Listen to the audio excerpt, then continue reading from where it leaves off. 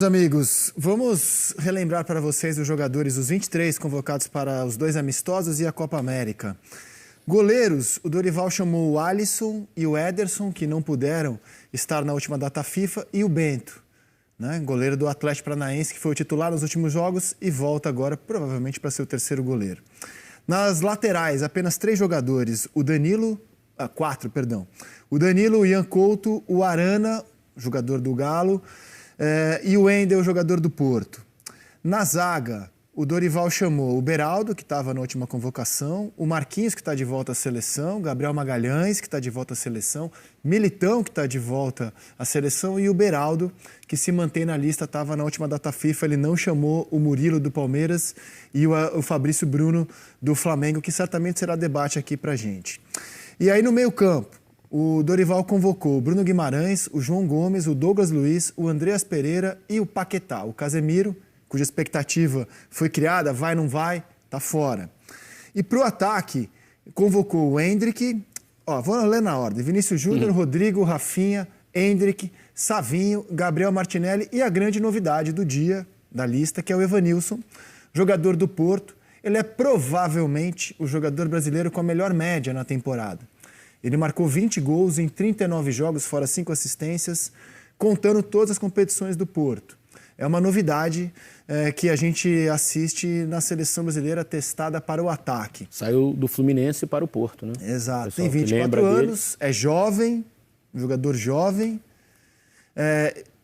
Na última convocação a gente já levantou essa possibilidade dele ser chamado, não foi. Cria do Fluminense, jogou só 25 jogos pelo Fluminense e foi para o Porto em setembro de 2020. Está vivendo o seu auge nesse momento no futebol português.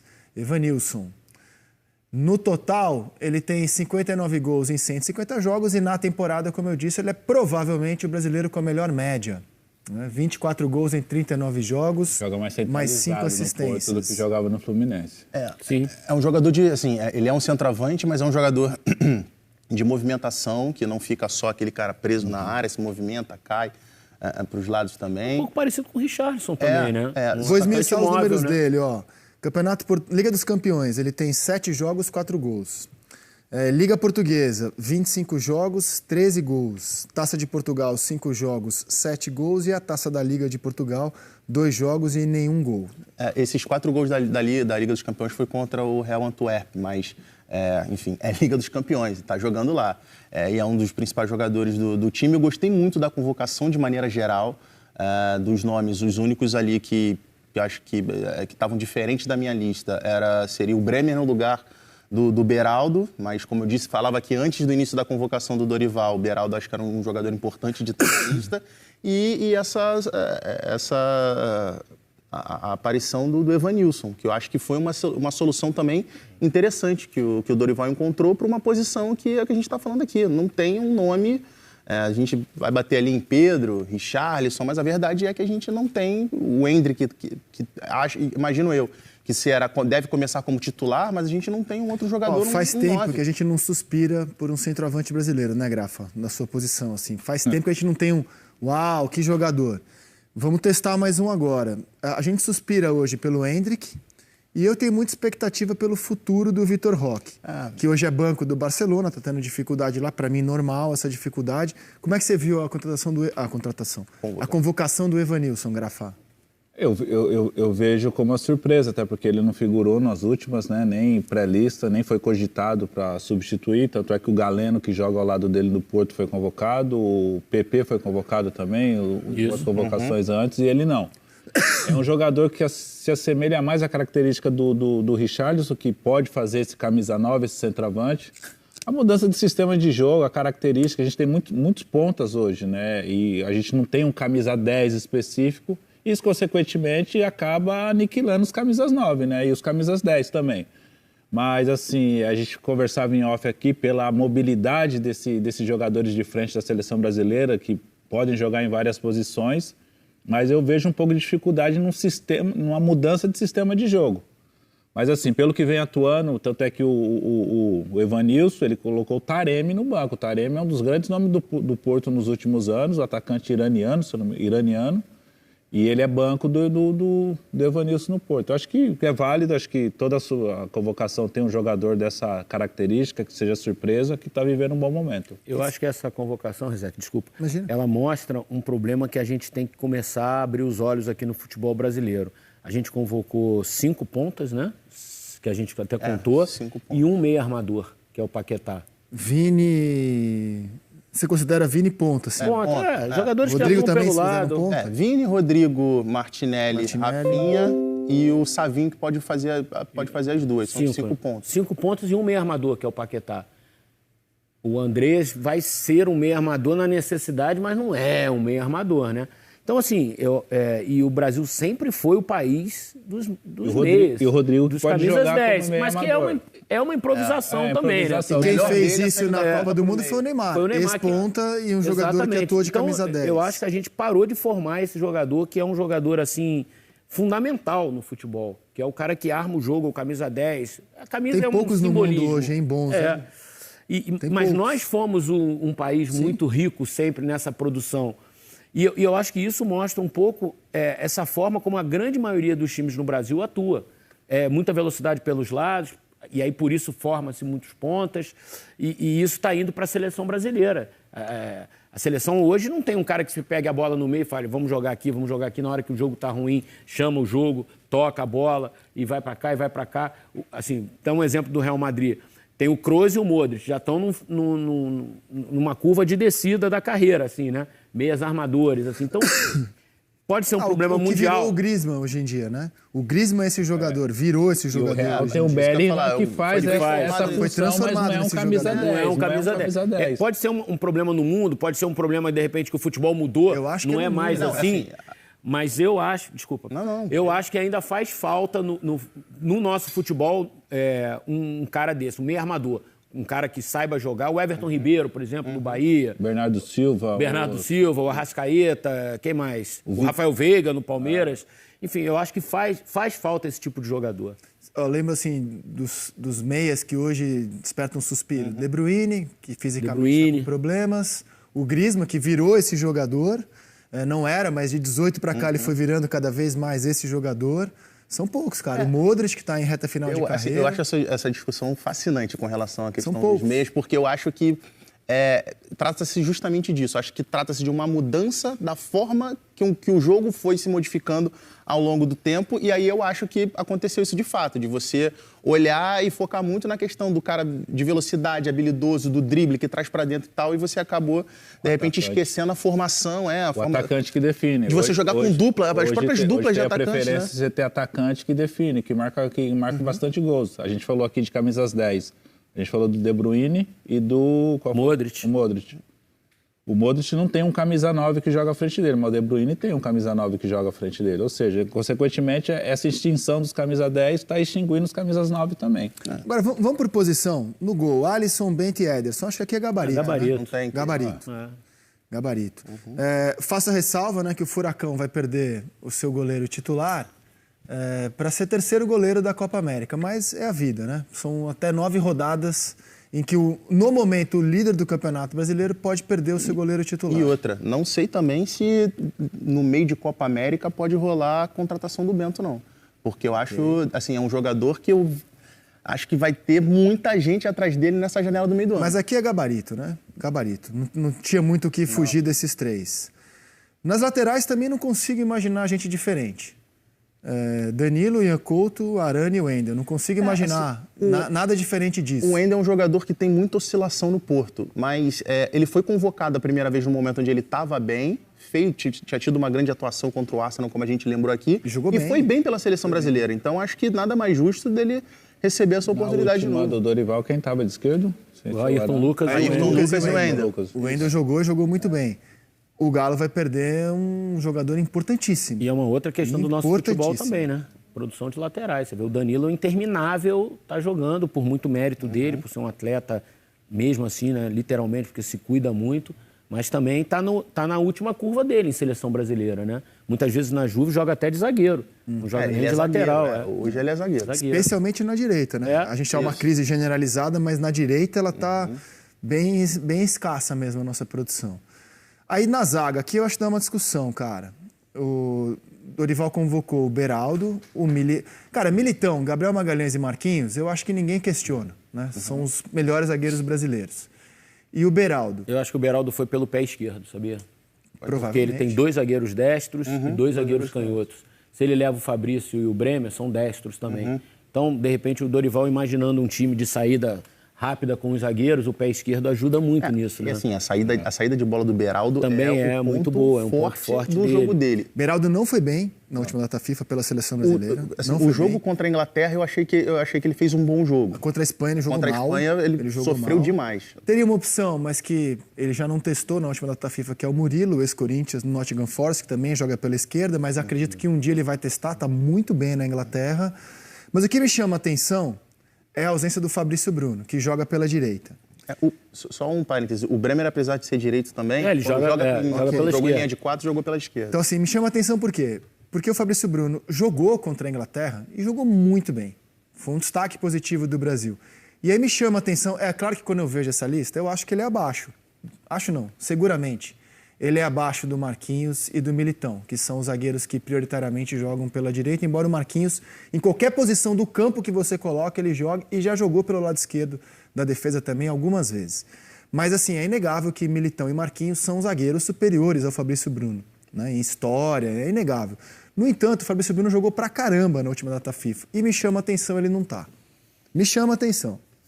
Por isso, só pela bola que ele jogou na última data FIFA. O que me chamou a atenção, na verdade, foi, com todo respeito ao Fabrício Bruno, que no contexto do futebol brasileiro é realmente um zagueiraço. Mas o que me espantou foi ele ter sido convocado. Mas ele foi e jogou pra caramba. Mas assim, eu acho completamente assim, normal ele não tá... Ele foi na segunda lista já também, né? Foi. O Fabrício não foi chamado de primeiro, né? Ele foi uma reposição de um corte... do Marquinhos, se eu não me engano. Do Marquinhos. Então, em tese, o Marquinhos está vindo para o lugar que era dele, né? Por não ter podido jogar os 2 amistosos contra a Inglaterra e a Espanha. Então, eu acho que se um desses zagueiros acontecer qualquer coisa com eles, até o Fabrício deve ser o primeiro a ser chamado, imagino eu. Ele, o Bremer, eles estão disputando ou, de repente, a Conmebol abre para 26 nomes, a gente não sabe o que vai acontecer. Ele está no radar do Dorival, mas, de fato, acho que hoje é isso aí mesmo também. Porque como o Marquinhos pode jogar pela esquerda... A única ressalva que eu faço até aqui na lista é a ausência do Fabrício Bruno, que eu achei estranho ter sido convocado, achei inusitado, mas como o cara jogou pra caramba, eu entendo que seria justo ele continuar na seleção. O Flamengo agradece. E eu acho muito justo o Gabriel Magalhães ter essa chance com o Dorival, né? Sim. Porque ele, no ciclo do Fernando Diniz, muita coisa não deu certo, mas o Gabriel Magalhães deu certo no miniciclo do Fernando Diniz, ele foi um dos melhores jogadores da seleção. No meio campo... Difícil criticar também, né? Me parece um gabarito aqui.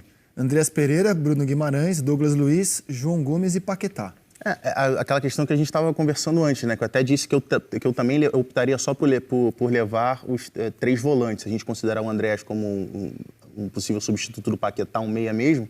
E o Dorival foi nessa. Ele optou por levar um jogador a mais, só que no ataque, né? Levou um atacante a mais. Eu levaria mais um jogador para o meio, já que a gente levou muito jogador com as mesmas características para o ataque. Não, um jogador de meio campo, eu acho. A gente está muito pobre nesse setor, eu acho. Mas quem?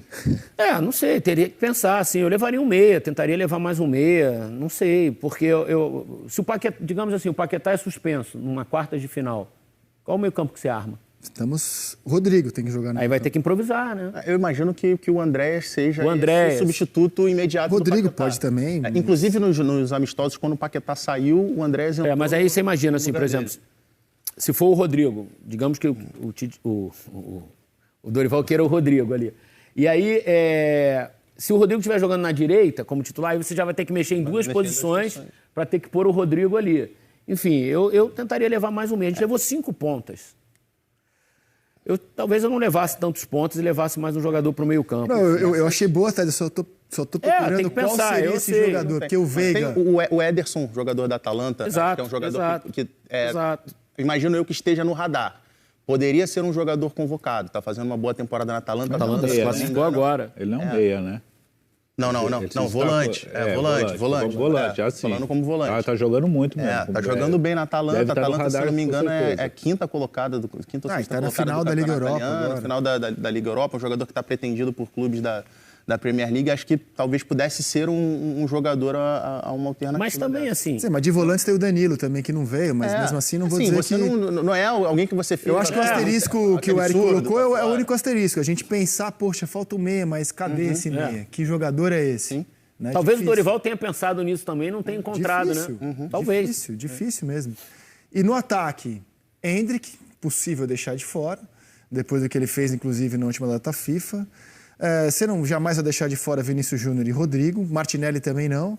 O Rafinha parece ter lugar bem consolidado na seleção. E o Rafinha fez bons jogos nessa reta final pelo Barcelona de Liga dos Campeões, embora pela seleção brasileira ele não tenha conseguido Mas está indo para o terceiro técnico já na seleção, né? A reta final de temporada dele na Europa é muito boa, essa reta Agora, final. na seleção, eu acho que ele ficou abaixo. Na Copa, com o Diniz, na última data FIFA Engraçado também. que, assim, é o terceiro técnico já, né, que chama. Então, Exato. alguma coisa tem de...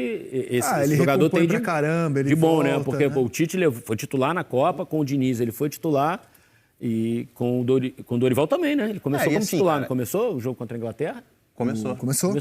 Assim, ele é titular hoje do Barcelona, que tem Lamine Yamal, você tem João Félix, você tem Ferran Torres, esse cara é titular do time. Então, assim...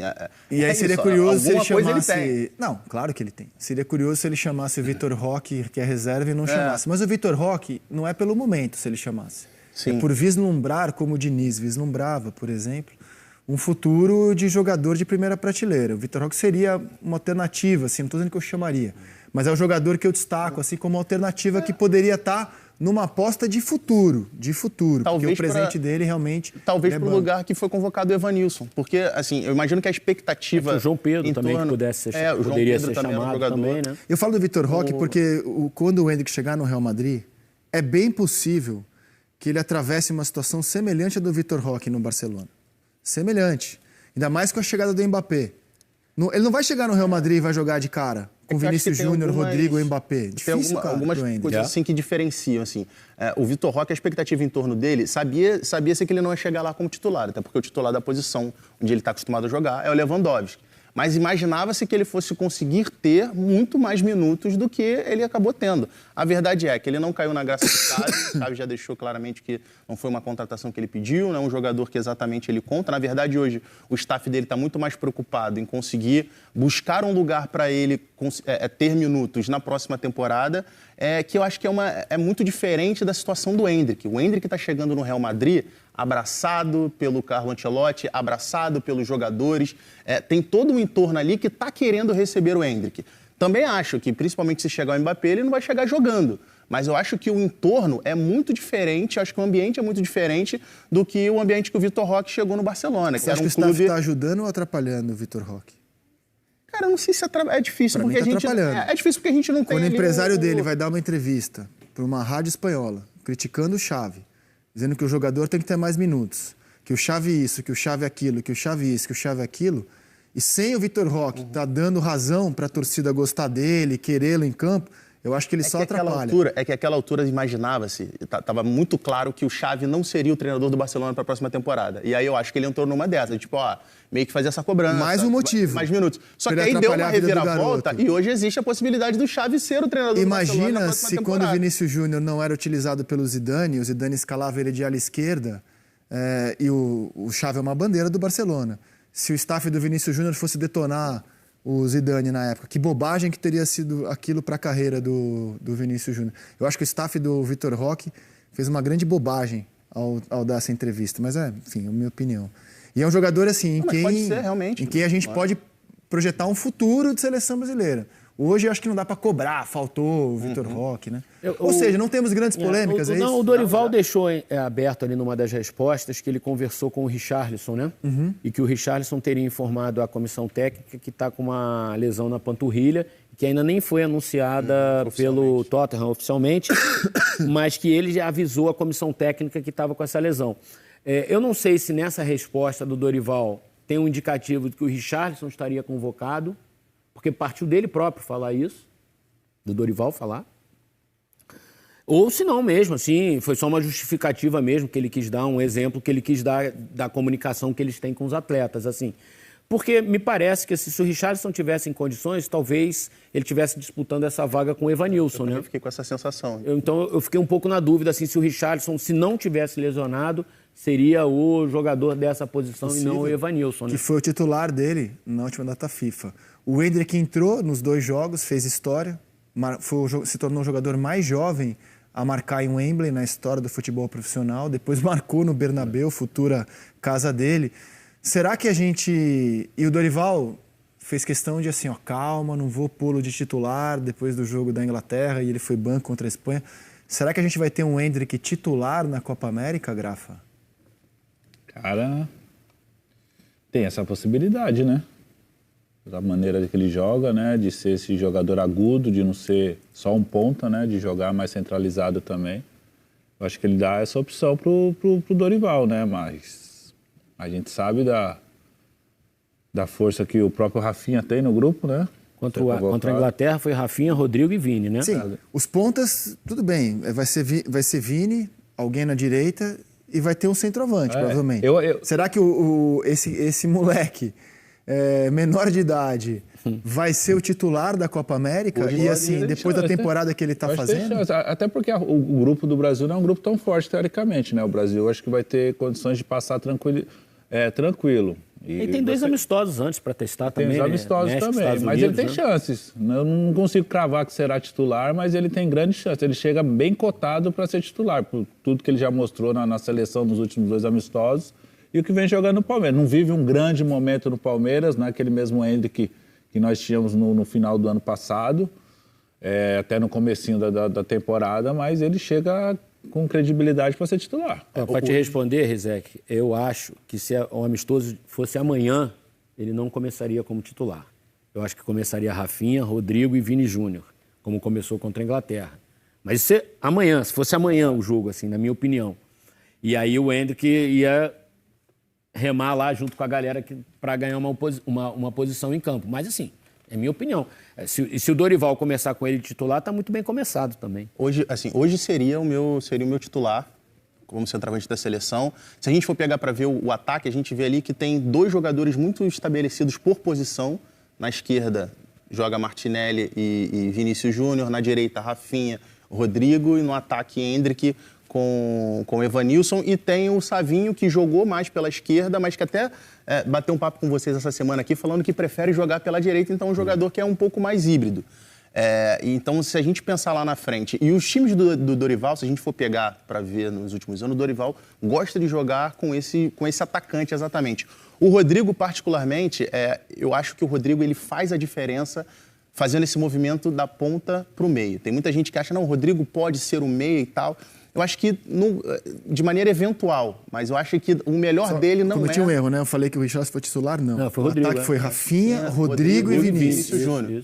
E eu não gosto do Rodrigo exatamente sendo esse falso 9, como ele até jogou no Real Madrid certas vezes quando o Benzema se machucou, mas eu acho que você não extrai o melhor do Rodrigo. O melhor do Rodrigo é jogando mais aberto pelo lado, fazendo esse movimento da ponta para o meio, seja pelo lado direito, como ele jogou mais vezes, ou pelo lado esquerdo, como ele jogou nesse final de temporada com o Vinícius. Que aí você tem 2 jogadores de velocidade na frente, que se movimentam bastante, formando dupla de ataque, mas você não tem ninguém fixo ali na frente. Você tem eles fazendo justamente esses movimentos, balançando da ponta para o meio. É que o Rafinha jogando pelo lado, o Zé que lembrou, ele te dá uma questão tática muito importante, né? De ajuda, de recomposição.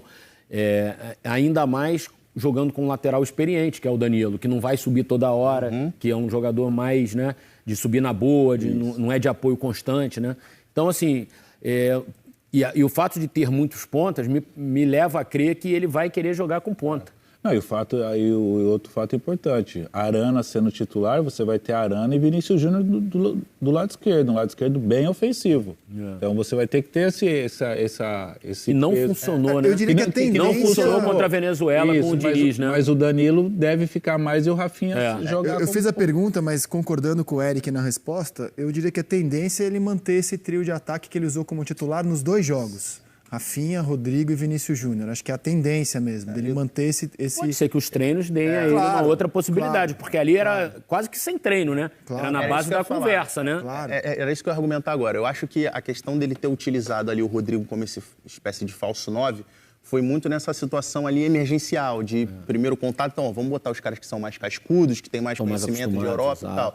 Eu acho que tendo esse período de preparação, ele vai tentar buscar uma equipe ajustada jogando com o centroavante. Isso que o Eric estava falando com relação ao Rafinha pelo lado, o Rafinha é um jogador canhoto que joga pelo lado direito. Ou seja, a tendência dele é sempre trazer o jogo muito para dentro. Só que você não tem ultrapassagem do lateral pelo lado direito. Porque a seleção deve ficar o Danilo fazendo uma saída de 3 mais atrás para liberar o Arana pela esquerda. Então, se você, de repente, jogando com um jogador canhoto pela direita, que vai trazer o jogo muito para dentro, você acaba não tendo profundidade pelo lado direito, pode acontecer da equipe ficar muito previsível pela esquerda. Essa defesa que a gente pode imaginar que possa ser a da titular da Copa América, o Militão, o Gabriel Magalhães disputando ali uma vaga e tal, foi a que jogou contra a Venezuela, cara, em Cuiabá, e o Brasil empatou por 1-1. Assim, não tem tantas diferenças em relação ao miniciclo do Fernando Diniz, né? Se você for pegar o nome mesmo, é muito pouco. A gente está vivendo uma era, já não é de hoje, que não tem grandes polêmicas em convocação. E não tem pode achar mudanças, um asterisco cara. aqui, outro ali, não tem grandes polêmicas. Você vê, a gente estava fazendo uma conta aqui, em relação à Copa de 22, tem 11 jogadores.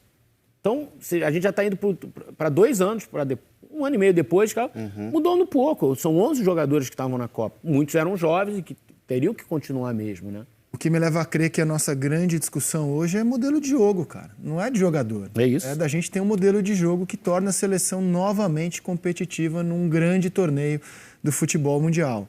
Vou mostrar para vocês a programação. No dia 30 de maio tem a apresentação dos jogadores que atuam na Europa. Aí no dia 3 de junho, dos jogadores que atuam no Brasil, ou seja, o Endrick faz a fase de grupos da Libertadores e depois se despede do clube que o projetou para o futebol mundial. No dia 8 de junho, o amistoso com o México. No dia 12, o amistoso com os Estados Unidos. No dia 20 de junho, o embarque para Los Angeles. No dia 24, a estreia contra a Costa Rica. E a final, a gente espera estar lá, dia 14 de julho, a final da Copa América. Outra discussão que eu imagino você em casa e a gente aqui tem todos os momentos será que essa competição vai marcar o Vinícius Júnior como um grande protagonista da seleção brasileira? Ele já é um grande protagonista do futebol mundial, disputa a bola de ouro nesse ano. Ele tem uma temporada que o credencia a disputar o prêmio de melhor do mundo na temporada, né? A questão é, a seleção brasileira, será que dessa vez a gente vai ter um esquema, um jogo no qual assistiremos Vinícius Júnior pelo menos parecido com o que ele faz no Real Madrid? Vocês não acham que essa discussão também é uma baita expectativa para a Copa América? Assim, eu acho que é a construção do jogador, né? A gente tem que lembrar que a gente está falando de um jogador de 23 anos. Talvez ninguém imaginasse que o Vinícius Júnior, aos 23 anos, fosse ser esse protagonista do futebol mundial. A evolução dele é absurda, assim, nos últimos anos. Ele faz temporadas após temporadas, uma melhor que a outra. Temporada passada dele, que foi incrível, ele teve uma média de 0,40 de gols. Essa temporada, ele está com 0,58, quase 0,60. Sendo que ele ficou machucado durante um bom período da temporada. Ou seja, a tendência seria que essa média dele fosse ainda maior. E aí, quando a gente vai pegar essa quantidade de gols, não só pelos gols, mas pelas atuações, mas aí, quando a gente vai contextualizar isso, a gente está vendo esse jogo aí contra o Barcelona. Quando a gente vai contextualizar isso nos jogos em que ele marca os gols e nos jogos em que ele tem grandes atuações, é só jogo grande. É clássico contra o Barcelona, é semifinal de Champions, é mata-mata de competição, é reta final de competição mata-mata na Espanha, são os jogos grandes, os clássicos contra Atlético de Madrid, contra Barcelona pelo Campeonato Espanhol. Então, assim, não tem como a gente não ter uma expectativa em torno do Vinícius Júnior diferente dessa, dele chegar como uma das grandes estrelas, não só da seleção, mas da Copa América em si. Eu acho que, para além dos números que o Pedro trouxe, eu acho que ano passado ainda tinha a figura do Benzema no Real Madrid, né? E que isso dava um holofote também no Benzema, né? Eu acho que essa temporada aflorou no Vini uma coisa assim de eu sou o protagonista do Real Madrid. Esse jogo de quarta-feira contra o Bayern de Munique, todas as bolas passaram pelo pé dele de ataque. E ele queria a bola. Ele, hora nenhuma, se escondeu do jogo. Hora nenhuma, ele tocou de lado, assim, para... Sabe? E isso me chamou muito a atenção. Porque ano passado ele tinha até com quem dividir essa coisa da responsabilidade. Pô, toca no Benzema uma também, uma em mim, uma no Benzema, uma em mim, uma no Benzema, quando o jogo tá ruim.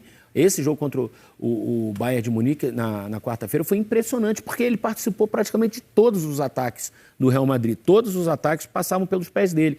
E eu vi uma entrevista do Henry falando sobre isso.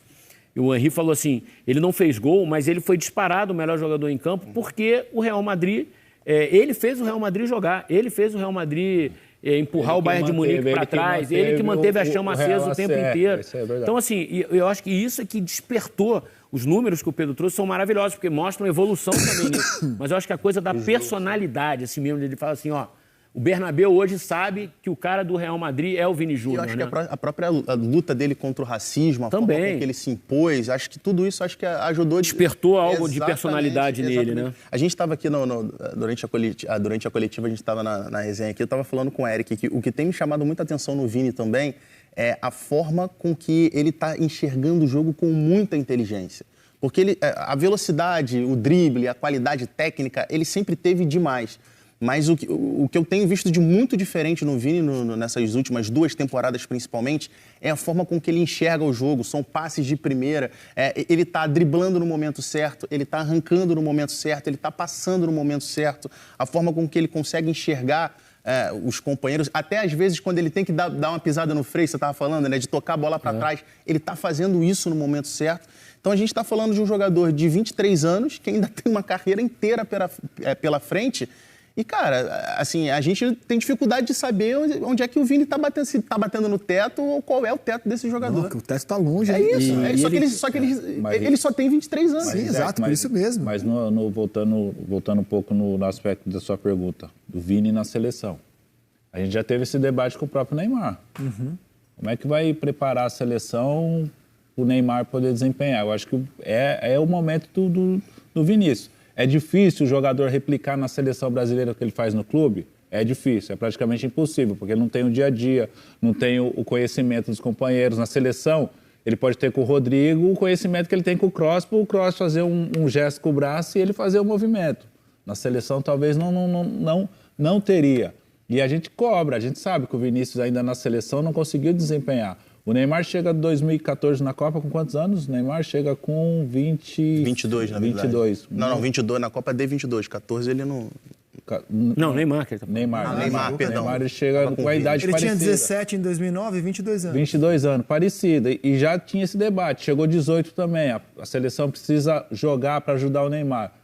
Eu acho que é difícil para o Dorival encontrar isso daí. Vai depender muito do Vini também, da característica dele. Acho que o Moreno e o Eric resumiu bem. Ele vive um momento super especial. Ele está vivendo um momento que normalmente o jogador se descobre com 27, 28, 29 anos. Ele está com 23 descobrindo esse momento, sendo protagonista, tomando as melhores decisões, sendo o cara da partida. E essa Copa América vai servir para nós, o próximo ciclo de Copa do Mundo, saber se o Vini vai ser mesmo esse jogador que a gente deposita essa confiança. É o cara que pode decidir uma Copa. E eu faço a pergunta porque acho natural, quando você tem um jogador tão especial assim numa seleção, que você pensa, como é que eu vou fazer o meu cara especial brilhar? Então, assim, é normal assim, que a seleção hoje pense isso e o Dorival prepare algo especificamente para que esse jogador, um potencial melhor do mundo na temporada, possa jogar de acordo com o talento dele na seleção. Se eu estou fazendo um cartaz assim lá nos Estados Unidos para vender a Copa América, um outdoor assim, vou colocar o Messi, obviamente, Darwin Núñez e Vinícius Júnior. Vinícius Júnior. E o Rames, pelo cartaz, não pela bola que ele está jogando, e pelo cartaz. São jogadores que eu colocaria assim, para chamar a competição. O Vinícius Júnior. O Rodrigo também, né? Sim, Rodrigo. Mas se tiver que escolher um da seleção, não tem nenhuma dúvida, que é o Vinícius Júnior. Essa semelhança que o Grafa apontou com relação ao Neymar é interessante mesmo, do Neymar ter chegado, porque o Neymar chega na Copa do Mundo de 2014 com 22 anos, disparado a grande estrela, não só da seleção brasileira, mas das maiores daquela Copa. E com relação a isso de você ajustar a seleção para um jogador, a gente vê a dificuldade que foi a Argentina com o Messi. Mais de 10 anos para conseguir achar uma forma de jogar que potencializasse o Messi e o entorno. E o Neymar fez uma boa Copa de 14 até a lesão. Sim. Das 3 Copas que ele participou, talvez tenha sido a que ele teve o melhor desempenho em 14. E foi a que ele chegou mais inteiro, né? Fisicamente. E participou da estreia, ele decidiu, e outros jogos ele foi decisivo. Não é o time jogar para o jogador, é o time ter alternativas de jogo, jogadores que consigam fazer um bom papel, mas que no momento onde esses jogadores não estão conseguindo, né? A qualidade do Vinícius desequilibrar. Não é só o Vinícius, joga no Vinícius que ele resolve. Não, perfeito. Não, é você ter um plano de jogo. Movimentos que façam... Então, com jogadores, com o Rodrigo, com outros jogadores que tenham, que o Vinícius seja inserido nesse movimento, mas quando a coisa apertar, precisar de 1 contra 1, o drible, a genialidade, o Vinícius resolver. Fala pessoal, acabamos de assistir o que os comentaristas falaram sobre os convocados para a seleção brasileira. Não esqueça de deixar seu like e se inscrever no canal.